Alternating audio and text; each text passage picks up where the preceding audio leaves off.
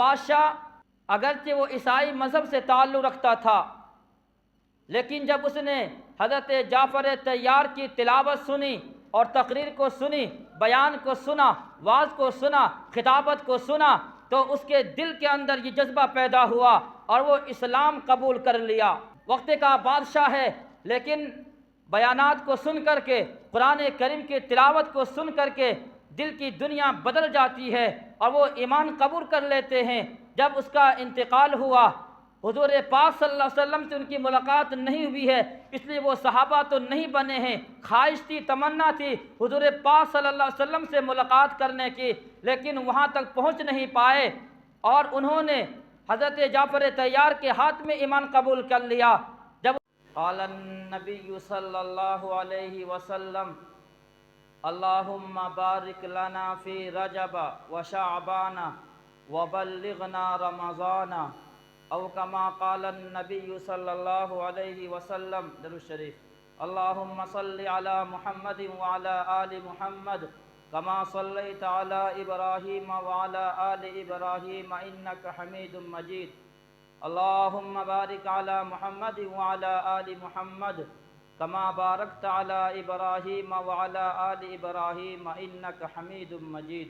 اسلامی اعتبار سے یہ مہینہ رجب کا مہینہ ہے، اور رجب مہینے کے بارے میں فضیلت بھی احادیث کے اندر منقول ہے۔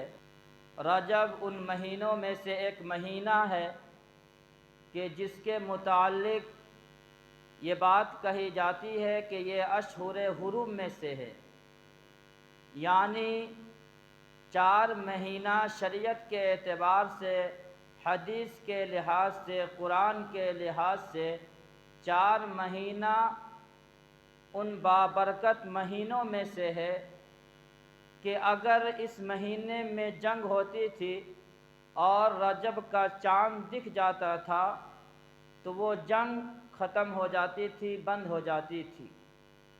رجب کا چاند دکھتے ہی لڑائی ختم، چاہے جس قوم سے بھی لڑائی ہوتی تھی، جس قبیلے سے بھی لڑائی ہوتی تھی، جو ہی رجب کا چاند دکھا لڑائی ختم ہو جاتی تھی۔ ان 4 مہینے میں سے ایک مہینہ رجب بھی ہے، ذی قعدہ، ذی الحجہ، محرم اور رجب کا مہینہ۔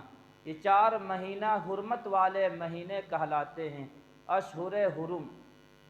زمانے جاہلیت میں بھی اس 4 مہینے کی عظمت تھی، ان 4 مہینوں کو احترام کی نگاہ سے دیکھا جاتا تھا، لیکن جب اسلام آیا تو ان 4 مہینوں کی جو برکت تھی، جو خصوصیت تھی، جو مقام و مرتبہ تھا، وہ ختم نہیں ہوا بلکہ وہ برقرار ہے۔ آج بھی ان 4 مہینوں کی عظمت باقی ہے، احترام باقی ہے، عظمت باقی ہے۔ ان 4 مہینوں میں سے ایک رجب کا مہینہ ہے جو چل رہا ہے۔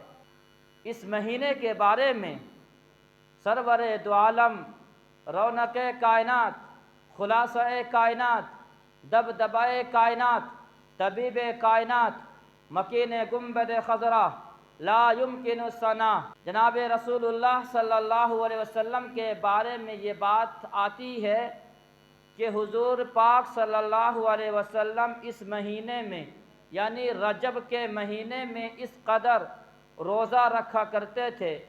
صحابہ کرام فرماتے ہیں کہ ہمیں امید ہوتی تھی، ہمیں ایسا لگتا تھا کہ آپ روزہ نہیں چھوڑیں گے بلکہ ہمیشہ روزہ ہی رکھا کریں گے، اور آپ جب روزہ نہیں رکھتے تھے تو ہم لوگوں کو ایسا لگتا تھا کہ آپ روزہ کبھی نہیں رکھیں گے، یعنی کثرت کے ساتھ آپ کا روزہ رکھنا اس مہینے میں تھا۔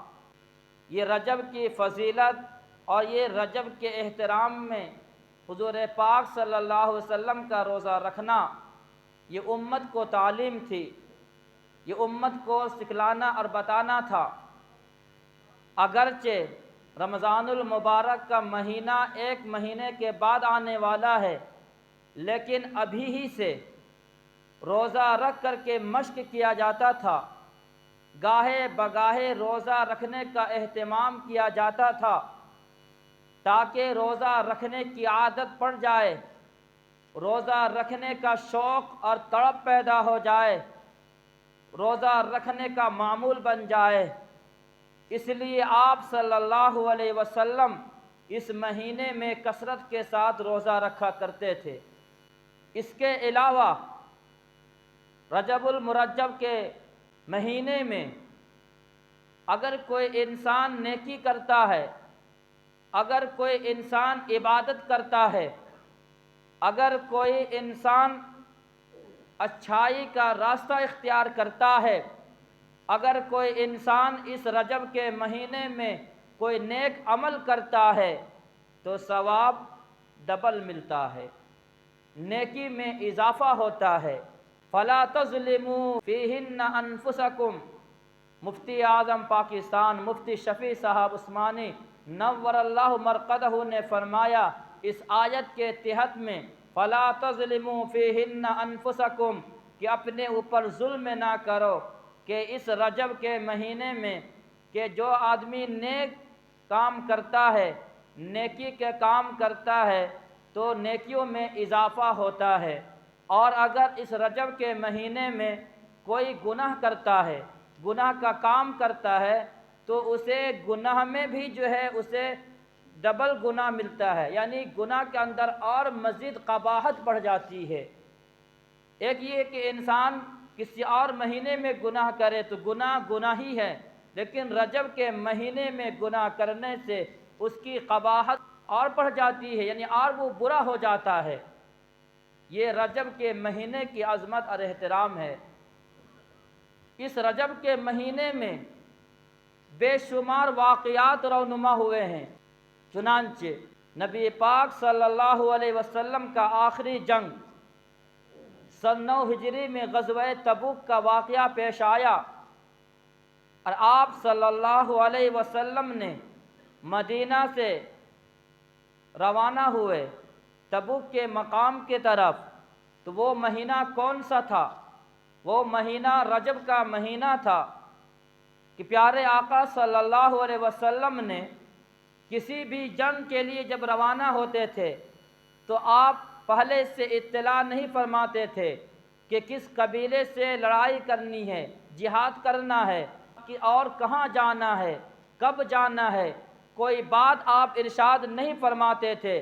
لیکن غزوہ تبوک یہ واحد ایسا غزوہ ہے کہ پیارے آقا محمد عربی صلی اللہ علیہ وسلم جانے سے پہلے آپ نے اطلاع فرما دی، اور آپ نے صحابہ کرام سے فرما دیا کہ فلاں مقام پر جنگ ہونی ہے، تمام کو جانا ہے، اور یہ تمام تفصیلات آپ پہلے بتا دیے تھے۔ غزوہ تبوک سن 9 ہجری حضور پاک صلی اللہ علیہ وسلم کا آخری عمر 63 سال آپ حیات سے رہے ہیں، آپ آخری ایام سے زندگی کاٹ رہے ہیں، اور اس کمزوری کے حالت میں اور آخری عمر کے لحاظ سے آپ مدینہ سے غزوہ تبوک کے لیے مقام تبوک تشریف لے جا رہے ہیں، اور یہ کوئی سامنے کا سفر نہیں بلکہ یہ ایک لمبا سفر تھا۔ مدینہ سے مقام تبوک اگر آج کے دور میں یہ بات کہی جائے تو 1100-1200 کلومیٹر کا سفر بنتا ہے۔ ہمارے اور آپ کے آقا آخری عمر میں اتنا لمبا سفر کر کے جا رہے ہیں، آخری وجہ کیا ہے؟ آخری سبب کیا ہے؟ اس آخری عمر میں اتنا دور کا سفر کرنا کوئی آرام سفر بھی نہیں بلکہ بہت مشکل سفر تھا، لیکن آپ نے وہاں گئے ہیں، صحابہ کرام کو ساتھ میں لے کر کے گئے ہیں، اور جا کر کے آپ وہاں 40 دن رہے ہیں، کوئی 1 دن نہیں، 2 دن نہیں، بلکہ مقام تبوک پر 40 دن آپ نے وہاں قیام فرمایا، اور لڑائی رومیوں سے تھی۔ وہاں کا جو بادشاہ تھا ہرقل، ان سے لڑائی تھی، اسٹیٹ کی لڑائی تھی، یہ کسی فرد سے کسی قبیلے سے لڑائی نہیں بلکہ یہ اسٹیٹ بائی اسٹیٹ لڑائی تھی۔ آپ صلی اللہ علیہ وسلم نے 40 دن وہاں قیام فرمایا، لیکن وہ انسان نہیں آیا، وہ بادشاہ نہیں آیا، لڑائی نہیں ہوئی، لیکن پھر بھی آقا صلی اللہ علیہ وسلم نے 40 دن وہاں قیام فرمایا ہے۔ یہ سفر جو ہوا غزوہ تبوک کا سفر، مہینہ کون سا؟ رجب کا مہینہ تھا، جو مہینہ ابھی چل رہا ہے۔ اور وہ غزوہ تبوک کے لیے جب آپ تشریف لے جا رہے تھے، انتہائی گرمی سخت تھی۔ دور میں اتنی سخت گرمی تھی کہ مشرکین، منافقین لوگوں نے کہا تم لوگ حضور کے ساتھ اتنی گرمی میں جا رہے ہو، گرمی برداشت کیسے کر سکو گے؟ اپنے آپ کو ہلاکت میں ڈالنا چاہتے ہو۔ اسے معلوم نہیں کہ دنیا کی گرمی کچھ بھی نہیں ہے، آخرت کی جہنم کی گرمی تو اس سے بھی بڑھ کر کے ہے۔ بہرکیف تو وہ غزوہ تبوک کے لیے جب آپ روانہ ہوئے، وہ گرمی کا لحاظ سے انتہائی سخت گرمی تھی۔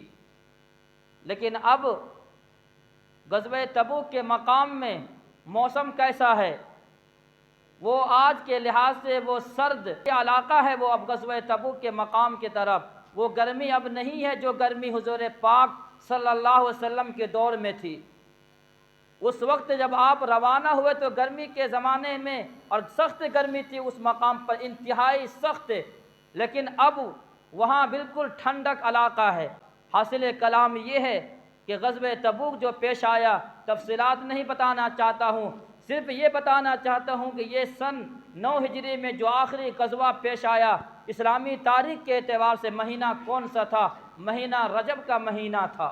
اسی طریقے سے رجب کے مہینے میں سب سے پہلی ہجرت مکہ سے مدینہ کی طرف نہیں ہوئی ہے، بلکہ سب سے پہلی ہجرت مکہ سے حبشہ کی طرف ہوئی ہے، اور یہ ہجرت بھی رجب کے مہینے میں ہوئی ہے۔ ہجرت کرنے والے صحابہ کرام تھے، ان میں سے آپ کا داماد حضرت عثمان غنی رضی اللہ تعالی عنہ اور آپ کی بیٹی حضرت رقیہ رضی اللہ تعالی عنہ بھی ساتھ تھے، اور آپ جو ہے ہجرت کے ارادے سے حبشہ تشریف لے گئے ہیں۔ آپ کے ساتھ اور بھی لوگ تھے۔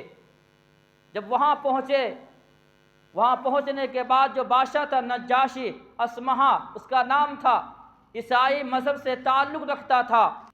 جب وہاں یہ لوگ گئے اور اپنے حالات کو سنایا، اپنے داستان کو سنایا کہ وہاں پر مکہ میں لوگوں نے رہنے پر پابندی لگا دی ہے، ظلم ستم کے پہاڑ توڑ دیے ہیں، اس لیے ہم لوگ یہاں آئے ہیں، لیکن ادھر ہی ابو لہب، ابی بن خلف، اس طریقے کے لوگوں نے اس بادشاہ کے پاس پیغام بھیجا اور یہ خط لکھا کہ یہ لوگ دہشت گرد ہیں، آج کے زمان کے لحاظ سے یہ لوگ جو ہے ملک کے باغی ہیں، یہ لوگ اچھے لوگ نہیں ہیں، نیا مذہب اختیار کر لیا ہے، نیا دین اختیار کر لیا ہے، لہذا اسے پناہ نہ دی جائے۔ لیکن وہ بادشاہ تھا، سمجھدار بادشاہ، اس نے کہا کہ چلو، اس نے بھیجا اپنے فرد کو، جاؤ ان لوگوں کو بلا کر کے لاؤ جو مکہ سے آئے ہیں۔ چنانچہ جب ان لوگوں میں سے چند لوگوں میں سے ایک حضرت جعفر طیار رضی اللہ تعالی عنہ بھی تھے، ان کو پکڑ لیا گیا، ان کو کہا کہ بادشاہ آپ کو بلا رہے ہیں۔ بادشاہ کے پاس جاتے ہیں اور انہوں نے اپنا پیغام دیا اور انہوں نے یہ کہا ہم لوگ جو یہاں آئے ہیں، ہم کوئی ملک کے خلاف بغاوت کرنے والے نہیں، ہم جو ہے نیا دین نہیں لے کر کے آئے ہیں، نئی شریعت اور نہیں لے کر کے آئے ہیں، بلکہ ہمارے درمیان ایک نبی آئے ہیں اور انہوں نے ایک دین ہے، ایک شریعت اور ایک اسلام ہے، اسی کی تعلیم دی جاتی ہے۔ بادشاہ نے کہا وہ تعلیم کیا ہے، اس کا پیغام کیا ہے، ذرا مجھے بھی تو سنا دو۔ حضرت جعفر طیار رضی اللہ تعالی عنہ نے سورہ مریم قاف ہا یا عین صاد کی تلاوت شروع کر دی۔ بادشاہ کے آنکھوں سے آنسو جاری ہو گیا، ادھر پڑھ رہے ہیں، تلاوت کر رہے ہیں قرآن کریم کی۔ حضرت جعفر طیار حضرت علی رضی اللہ تعالی عنہ کی یہ بھائی تھے، قرآن کریم کی تلاوت چل رہی ہے، بادشاہ کے آنکھوں سے آنسو جاری ہے، اور اس نے یہ کہا یہ لوگ اچھے معلوم ہوتے ہیں، یہ لوگ خراب نہیں ہیں، لہذا انہوں نے ان سب کو وہاں پناہ دی ہے۔ وہاں سے پھر جب حالات ٹھیک ٹھاک ہوئے، پھر مکہ آئے، پھر دوبارہ وہاں گئے۔ یہ پوری تفصیلات ہے، تفصیلات کو چھوڑ کر کے بتانا یہ چاہتا ہوں کہ وہ بادشاہ اگرچہ وہ عیسائی مذہب سے تعلق رکھتا تھا، لیکن جب اس نے حضرت جعفر طیار کی تلاوت سنی اور تقریر کو سنی، بیان کو سنا، واعظ کو سنا، خطابت کو سنا، تو اس کے دل کے اندر یہ جذبہ پیدا ہوا اور وہ اسلام قبول کر لیا۔ وقت کا بادشاہ ہے لیکن بیانات کو سن کر کے، قرآن کریم کی تلاوت کو سن کر کے دل کی دنیا بدل جاتی ہے اور وہ ایمان قبول کر لیتے ہیں۔ حضور پاک صلی اللہ علیہ وسلم سے ان کی ملاقات نہیں ہوئی ہے، اس لیے وہ صحابہ تو نہیں بنے ہیں۔ خواہش تھی، تمنا تھی حضور پاک صلی اللہ علیہ وسلم سے ملاقات کرنے کی، لیکن وہاں تک پہنچ نہیں پائے، اور انہوں نے حضرت جعفر طیار کے ہاتھ میں ایمان قبول کر لیا۔ جب ان کا انتقال ہوا تو فرشتوں نے حضور پاک صلی اللہ علیہ وسلم کو بتا دی، خبر دے دی کہ کے ایک شخص کا، بادشاہ کا انتقال ہوا۔ آپ نے نماز جنازہ کے لیے مدینہ سے باہر گراؤنڈ میں آپ نے نماز جنازہ پڑھائی ہے۔ بادشاہ کی لاش کہاں ہے؟ حبشہ کے اندر، جہاں کہ حضرت بلال حبشی رضی اللہ تعالیٰ عنہ تھے، وہاں پر لاش ہے، لیکن فرشتوں نے لاش کو سامنے لا کر کے رکھ دیا۔ دوسری وجہ اس کی یہ ہے کہ وہ جتنے بھی پردے تھے مدینہ سے حبشہ تک، تمام پردے کو ہٹا دیا گیا، لاش سامنے آپ کو دکھ رہا تھا۔ آپ نے نماز جنازہ پڑھائی ہے، اور غائبانہ نماز جنازہ یہ آپ کا پڑھانا، یہ آپ کا یہ معجزہ تھا، یہ ان کے ساتھ یہ کرامت تھی، ورنہ اس ایک واقعہ کو چھوڑ کر کے اور دیگر صحابہ کرام کا کتنا کا انتقال ہوا، شہید ہوئے، لیکن کسی کے اس طریقے سے نماز جنازہ نہیں پڑھائے گئے کہ ایک انسان دور میں انتقال کیا ہو اور نماز جنازہ یہاں سے پڑھائی جائے۔ یہ صرف اس بادشاہ کی خصوصیت تھی۔ حضور پاک صلی اللہ علیہ وسلم کی آپ نے نماز جنازہ پڑھائی کیوں؟ وجہ یہ ہے کہ وہ بادشاہ نے مسلمانوں کے ساتھ، صحابہ کرام کے ساتھ نرمی کے ساتھ پیش آیا۔ وہ جعفر طیار رضی اللہ تعالیٰ عنہ کے ہاتھوں میں ایمان قبول کرنے والے، یہ جو واقعہ پیش آیا، تفصیلات لمبی ہے، بتانا صرف یہ ہے کہ یہ حبشہ کا جو واقعہ، جو ہجرت کا جو یہ واقعہ پیش آیا، مہینہ کون سا؟ مہینہ رجب کا مہینہ تھا، جو مہینہ چل رہا ہے۔ رجب کے مہینے میں بہت سارے واقعات پیش آئے ہیں جس کو مسلمانوں نے بھلا دیا، ایک بھی واقعات کا انہیں علم نہیں۔ اسی طریقے سے اس مہینے میں بہت سارے خرافات بھی کیے جاتے ہیں، بہت سارے رسم و رواج بھی کیے جاتے ہیں۔ اس مہینے میں 22 رجب کو کیا نہیں کیا جاتا؟ گھروں کے اندر کھانا بنتا ہے، شرنی تیار کی جاتی ہے اور اس پر خرافات کیا جاتا ہے، ادھر سے ادھر کھانا کو منتقل کیا جاتا ہے، بانٹا جاتا ہے۔ آپ اشاروں سے بات سمجھ لیں گے، کھل کر کے بولنے کی ضرورت نہیں ہے۔ 22 رجب کو یہ ساری خرافات، رسم و رواج کس نے دیا؟ صحابہ کرام نے یہ عمل کیا؟ یہ عمل کس نے کیا؟ 22 رجب کی تاریخ میں کوئی اس طریقے سے واقعات پیش آیا؟ اب بات کہنے سے یہ بات کہی جاتی ہے، امام جعفر صادق کے نام سے ان کی پیدائش ہوئی ہے، اس لیے 22 رجب کو ہم لوگ یہ خرافات اور بدعات کرتے ہیں۔ تو کہنا یہ چاہتا ہوں، جو لوگ اس کو خوشی کا دن مناتے ہیں یا جشن کے طور پر مناتے ہیں، انہیں بھی یہ تاریخ پتہ نہیں امام جعفر صادق کی وفات یا پیدائش 22 رجب کو نہیں ہے۔ ان کی پیدائش رمضان المبارک کے مہینے میں، وفات شوال کے مہینے میں ہے۔ یہ مہینہ رجب کے مہینے میں ان کی پیدائش ہے ہی نہیں ہے، بلکہ 22 رجب کو امیر المومنین سیدنا حضرت معاویہ بن ابی سفیان رضی اللہ تعالی عنہ کی شہادت اور وفات کا دن ہے۔ کتنا؟ 22 رجب کو تاریخ یاد کیجئے، 22 رجب کو کن کی وفات ہے؟ امیر المومنین حضرت امیر معاویہ رضی اللہ تعالی عنہ کی وفات ہے 22 رجب کو۔ رافضیوں نے، شیعہ حضرات نے ان کی پیدائش کے دن کو خوشی کے طور پر ذہنوں میں یہ بات ڈال دی عوام کے، اور عوام خوشی کے طور پر یہ ساری خرافات مناتے ہیں۔ یہ ان کے ساتھ ایک طریقے سے بدسلوکی ہے۔ امیر معاویہ رضی اللہ تعالی عنہ کے تو اچھے اچھے لوگ بھی زبان سے ان کے بارے میں غلط باتیں کرتے ہیں، تو یہ بات یاد رکھیں، صحابہ کرام میں سے کسی ایک صحابہ کے بارے میں گستاخی کرنے کی اجازت کسی کو نہیں ہے، چاہے وہ فتح مکہ کے بعد ایمان لائے ہوں یا فتح مکہ سے پہلے ایمان لائے ہوں۔ چاہے وہ کسی طریقے سے آپس میں جو ان لوگوں کی لڑائیاں تھی ہوئی تھی تمام کو نظر انداز کر کے جب قرآن نے اعلان کر دیا رضی اللہ عنہم ورضوا عنہ، اور اس کے علاوہ وَكُلًّا وَعَدَ اللَّهُ الْحُسْنَى کہ تمام کے تمام صحابہ کرام جنتی ہے اور ہر ایک سے پروردگار عالم نے جنت کا اعلان فرمایا ہے، تو ہم اور آپ کون ہوتے ہیں صحابہ کرام کے بارے میں انگلی اٹھانے والے؟ اس لیے زبان سے ایسی بات کہنا یا ان کی شان میں گستاخی کرنا کسی کو اجازت نہیں ہے۔ اگر کسی کے ذہنوں میں یہ بات یہ اشکال ہوں گے کہ امیر معاویہ رضی اللہ تعالی عنہ اور حضرت علی رضی اللہ تعالی عنہ دونوں کے درمیان کچھ رنجشیں تھی، کچھ لڑائیاں تھی، کچھ بھی تھی، بعد میں صلح ہوا، حضرت حسن حضرت حسین رضی اللہ تعالیٰ عنہ حضرت علی کے بیٹوں نے جب امیر معاویہ رضی اللہ تعالیٰ عنہ کے ہاتھ پر بیعت کر لی، جب معاملہ صاف ہو گیا تو بعد میں آنے والوں کو اجازت نہیں دی جاتی ہے کہ سیدنا امیر معاویہ رضی اللہ تعالیٰ عنہ کے بارے میں کوئی گستاخی کرے۔ یہ بات کان کھول کر سن لے، اگر مجمع میں سے کوئی اس طریقے سے انسان ہوں گے تو اپنے ذہنوں کو صاف کر لے۔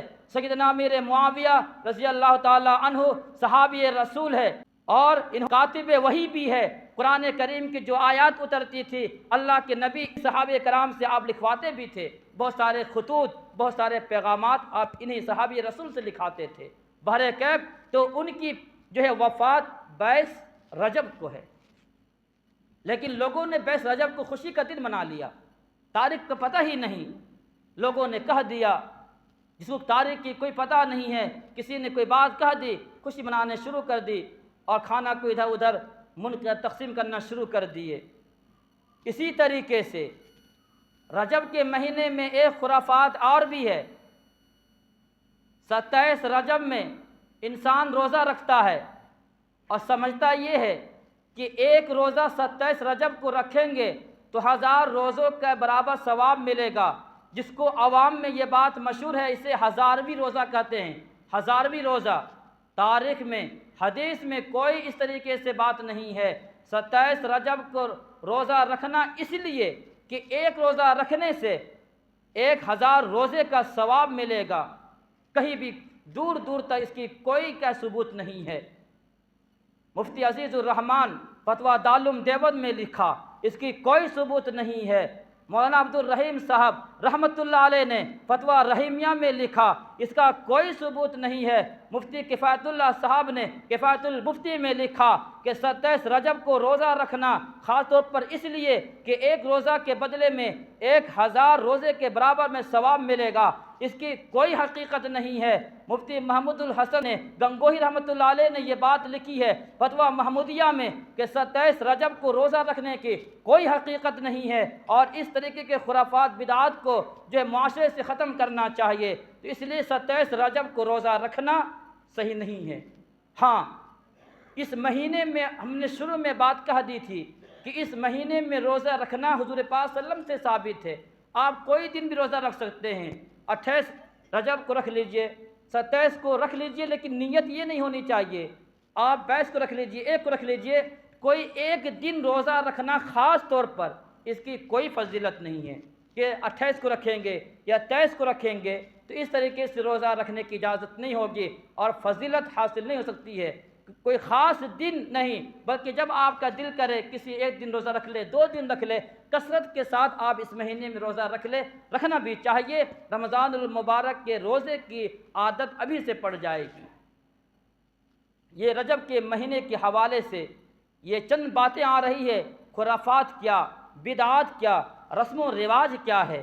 اسی طریقے سے جب رجب کا مہینہ ختم ہوتا ہے بہت سارے لوگ جمع ہوتے ہیں گھروں میں، قرآن خوانی یا اس طریقے سے کوئی رسم کیا جاتا ہے، مٹھائی وغیرہ تقسیم کی جاتی ہے، تو اس کی بھی شریعت میں کوئی ثبوت نہیں ہے۔ اس طریقے سے خرافات سے اپنے آپ کو بچانا چاہیے، دین خالص پر عمل کیجیے گا تو فائدہ ہو۔ یہ رجب کا مہینہ اپنے اندر برکات رکھتا ہے، یہ رجب کا مہینہ اپنے اندر فضائل رکھتا ہے، اس لیے اس مہینے میں گناہ تو نہیں کرنا چاہیے، نیکیوں کے اندر اضافہ کرنا چاہیے، اپنے آپ کو بدلنے کی فکر کرنا چاہیے۔ ایک تبلیغی جماعت سعودی عرب گئی تو وہاں پر ایک شخص کا عرب کا شخص تھا، بیان کرنے کے لیے ان کے ذمہ لگا دی گئی، آپ بیان آپ کیجیے گا۔ تبلیغی جماعت میں ہوتا ہے، ظہر میں آپ کو کرنا ہے، عصر میں آپ کو کرنا ہے۔ وہ دیہات کا رہنے والا عرب شخص، کبھی اس نے بیان نہیں کیا، اب وہ پریشان ہے کہ بھائی یہ مجھ سے نہیں ہوگا، لیکن امیر صاحب سے انہوں نے کہا کہ ہم نے طے کر دیا ہے آپ کو کرنا ہی ہوگا، اور اگر آپ کو نہیں آئے تو کم سے کم یہ بول دیجیے گا کہ ہم کو بیان کرنا نہیں آتا۔ کہا ٹھیک، کوئی بات نہیں۔ بیان طے ہوا، وہ بیان کرنے کے لیے کھڑے ہوئے تو اس علاقے کے معزز قسم کے لوگ بھی نماز پڑھ کر کے بیٹھ گئے، بھائی دین کی بات ہو رہی، چلو بیٹھ جاتے ہیں، سن لیتے ہیں۔ اور وہ بھی عرب آدمی، اور جو سامنے اور لوگ بیٹھ گئے وہ بھی عرب آدمی، اور اس کے اور بھی دماغ خراب، کیسے بولیں گے، کیا بولیں گے۔ لیکن انہوں نے کھڑا ہوا، انہوں نے کہا مل فرق بیننا و بین الصحابہ، ہمارے اور صحابہ کے درمیان کوئی فرق نہیں۔ مل فرق بیننا و بین الصحابہ، ہمارے اور صحابہ کے درمیان کوئی فرق نہیں۔ وہ تعجب ہوا، یار یہ کیا بول رہا ہے، صحابہ کے درمیان اور ہمارے درمیان کوئی فرق نہیں۔ جب اس طریقے کی بات ہوتی ہے تو لوگ کان کھول کر کیا سنتے ہیں، ارے یہ بات کر دی۔ جس طریقے سے ایک بات ہے کہ ایک مؤذن صاحب نے اذان دی، لوگ نماز کے لیے کوئی بستی والے کوئی نہیں آیا، ایک بزرگ گزر اس نے کہا کہ دوبارہ اذان دو۔ جب دوبارہ اذان دی تو سب پورا محلہ ٹوٹ پڑا کہ آپ نے کہا دوبارہ اذان کیوں دی۔ تو غلط چیزوں پر ہم لوگ جلدی پکڑ کرتے ہیں۔ کچھ لوگوں کی عادت ہوتی ہے کیڑے نکالنے کی، غلط تنقید کرنے کی، غلط چیزوں کو کیا بولنے کی۔ بہرکیف تو اس نے کہا مل فرق بیننا و بین الصحابہ، سب لوگوں کے کان کھڑے ہو گئے کہ یار ہمارے اور صحابہ کے درمیان کوئی فرق نہیں۔ پھر اس نے کہا الا شبرا واحدہ، ہاں ایک فرق ہے، ایک بالشت کا فرق ہے۔ وہ فرق کیا ہے؟ پھر لوگ پریشان ہوئے کہ ایک بالشت کے برابر صحابہ اور ہمارے درمیان فرق ہے، وہ کیا چیز ہے؟ انہوں نے کہا صحابہ کرام کا ایمان دل میں تھا، ہمارا ایمان منہ میں اور زبان میں ہے۔ بات بھی وہی ہے، ہم لوگ ایمان والے ہیں لیکن صرف زبان والا ایمان والے، دل کے اندر ہمارا کچھ بھی نہیں ہے۔ صحابہ کرام نے قرآن کو سنا، زندگی بدل گئی، بیانات کو سنا، زندگی بدل گئی، پیارے آقا کے چہرے انور کو دیکھا، زندگی بدل گئی ہے، اور 2 رکعت کا نماز پڑھی، مسائل حل ہو گئے۔ ہم نے ہزاروں رکعت پڑھ چکے ہیں، کوئی مسئلہ حل نہیں، کوئی پریشانیاں دور نہیں ہوتی ہے، ہم نے کتنا خیرات صدقات کر دیے، ہم سے مسائل حل نہیں ہوتے۔ حضرت عمر رضی اللہ تعالیٰ عنہ نے قرآن کریم کی آیت سنی، سورہ طٰہٰ کی تلاوت سنی، ان کی زندگی بدل گئی ہے اور وہ ایمان کے اندر داخل ہو گئے ہیں۔ ہم نے کتنا قرآن سنا لیکن جہاں تھے وہیں پر ہے۔ اس لیے ہمارے اور صحابہ کرام کے درمیان اس دیہاتی نے جو کہا وہی بات ہے، زبان سے ہم بولتے ہیں لیکن ہمارا کردار، ہمارا جو ہے عمل اس طریقے کے نہیں ہے کہ ہم جس پر فخر کر سکے۔ بہرکیف ہمیں اور آپ کو بھی اس مبارک مہینہ رجب کے مہینے میں زیادہ سے زیادہ جو ہے اپنے آپ کو نیکیوں پر لانا ہے۔ مسجد کی تعمیر کے سلسلے میں کام لگا ہوا ہے، آپ تمام حضرات اس مبارک مہینے اور اس مہینے کی خصوصیات کو مد نظر رکھتے ہوئے آپ تعاون کریں، مسجدوں میں دینے کی عادت بنائیں، اور جس سے جتنا ہو سکے وہ اپنے نام سے، اپنے عزیز و اقارب کے نام سے لکھوا بھی سکتے ہیں، دے بھی سکتے ہیں۔